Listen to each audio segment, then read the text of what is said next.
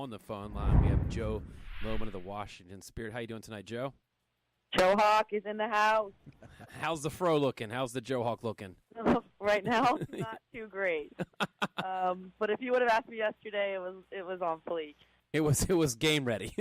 Yes, exactly. So, it is exactly 1 year ago since you tore your ACL, and you're back on the pitch and shining like brand new, and it's hard to believe your age. I knew you were up there in age, but I had to Google your age, and I don't believe it. Well, you can teach an old dog new tricks, I guess, right? Yeah. What's that initial feeling of just getting? I mean, I know you've seen you working out with your teammates and just getting back on the field, but just to put on the jersey and step on that field and get back in the NWSL, describe those feelings. Yeah, it's been multiple steps in coming back. I felt like this past weekend was one of the final hurdles because I actually tore it this exact same weekend against North Carolina on the same field. So it was almost like the trifecta.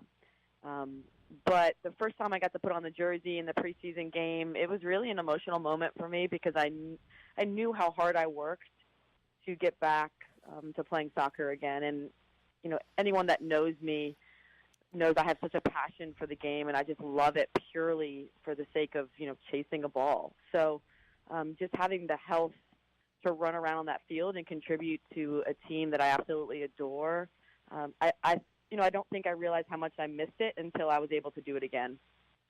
Yeah, I mean that's the hardest part, sitting out an injury, just not being on the field. There's so much you can do as a teammate in the locker room and practices, but just being on that field, sweating with your teammates. I mean that's why you do the game. Yeah, I mean 100%. I think I feel so lucky to be able to do what I love every single day with people that I love in a city that I love. And when you get injured, part of me disassociated myself with being a soccer player. It was almost too painful to be consistently reminded of what my life should have been. And I really wanted to embrace the moment that I found myself in with that torn ACL. I didn't want to miss, a single second of that recovery process because there's so many lessons to be learned, and it was so beautiful in its own respect that I really wanted to focus on exactly who I was for all my faults and flaws in that moment.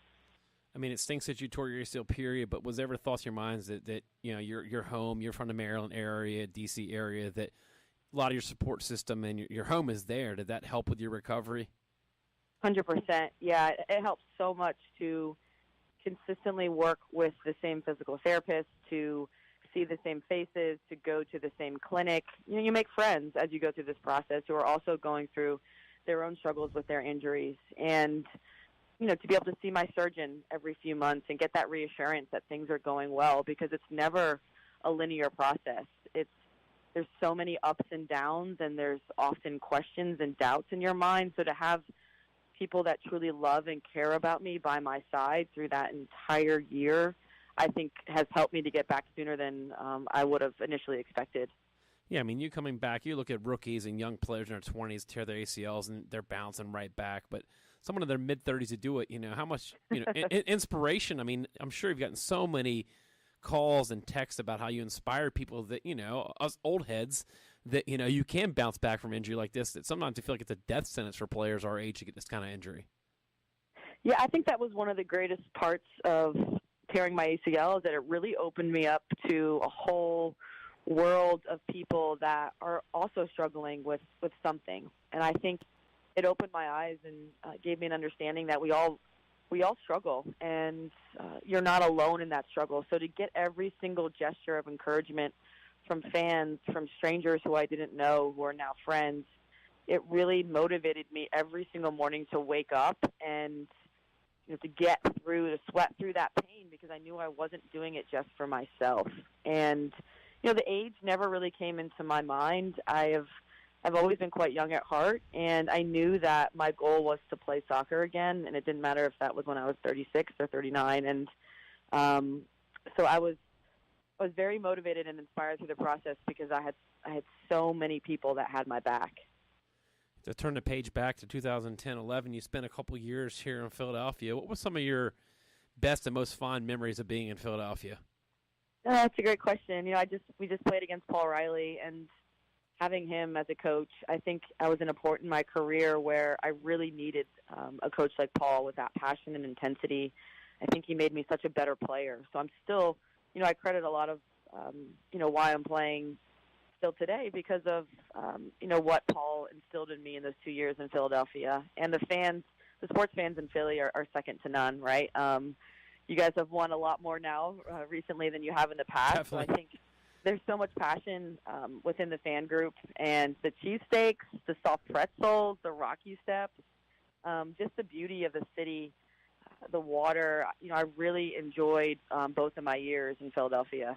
Yeah, it's something interesting when you look at your stats that, before you're playing with, Philadelphia Independence, you kind of bounced around a couple of different teams and probably had a hard time finding the field. And it seemed like after Philadelphia, it became more consistency. You're finding the field, and you did a couple of stints in Europe with Espanyol, and, and just seeing you get like double digits of playing per season on a consistent basis, minus the ACL tear and the Women's League folding. But that's what it seems like, that you're just starting to play in almost every game.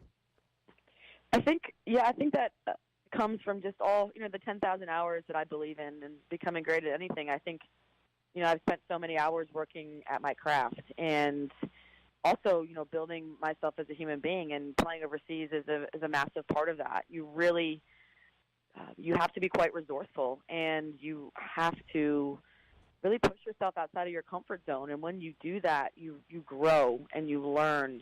And it's very humbling. I played in Japan right before I came to Philly.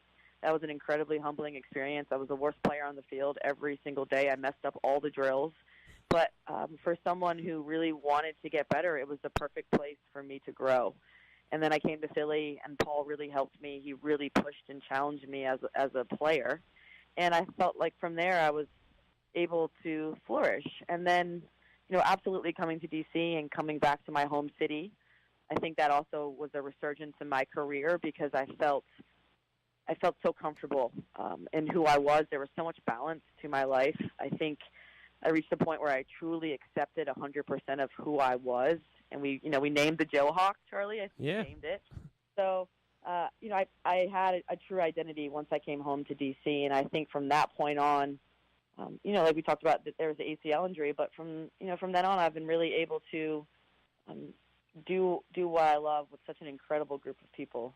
I mean, the fan base is great there. I think that you guys have one of the most intimate stadiums of all the stadiums in NWSL. I've been to pretty much all of them, and I think just that it's not the size there, but it's just the intensity of the fans there and how much they truly care. And you got the Spirit Squadron, and it's like an addition to your family. Absolutely. I can't say enough about the Spirit Squadron, and they've seen us. They've been with us since day one. And the stadium, like you said, is an incredibly intimate atmosphere. So we may not have room for 15,000, but when you fill it with the 5,000, it's electric, and you can feel it as you play. You can feel the crowd really motivating you and wanting you to win. And it's the field itself, the grass pitch is absolutely beautiful. So I feel very lucky to have, I think, one of the best fields in the league. Yeah, a lot of the young players out there today that I coach, all my college players, they think they want to play on turf. I always bring up that field in discussion. It was like, you want turf because you've never experienced perfect grass, and the amount of games that they play on that grass there is just unbelievable. I've never been there to seeing it unperfect. The Soccerplex staff is just, they're phenomenal, and they take such good care of all the facilities there. So they clearly take good care of the Washington Spirit, and the field, like you said, is immaculate every single Saturday that we play on it.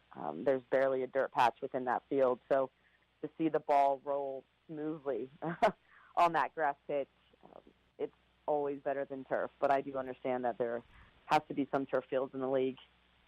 Yeah, definitely. Just giving some fans out there some advice out there. I mean, you've gone through the injury. You're in your mid-30s, and you just keep playing this game at a high level. What are some of the advice you can give to some players out there? What have kept you, in top shape and kept you physically young? I think it's just a love for the process and a love for the game. For me, it's not about the end result. I've never won a championship. It's something that I, of course, desire, but it's not the end-all, be-all for me. I just love the process of getting better every single day. and the focus on the fine detail of getting better. One of my favorite quotes that I've read recently is that the person that moves a mountain starts by carrying small stones. And that's really how I've tried to look at my career in the past few years, is every day just trying to move those small stones. And I've had a couple of moments recently where I've been able to reflect and look back, and I can see that I've truly moved a mountain. And that, for me, is the definition of success. It's not the wins, it's not the few goals that I've scored, or the assists that I've had in my career. It's the collective of the work that I've put in to still be playing at such a high level today. Well, Joe, I appreciate everything, and I couldn't be happier for you, and it's so great to see you back on the field. You definitely inspire people like me to have torn ACL, that we can bounce back and we still have value, and appreciate everything you do for the league. Oh, yeah, and vice versa, Charlie. Thank you for having me on your show, and thank you for the support that you showed. Thank you for watching a World Sports Show production. For more info, go to worldsportsshow.com.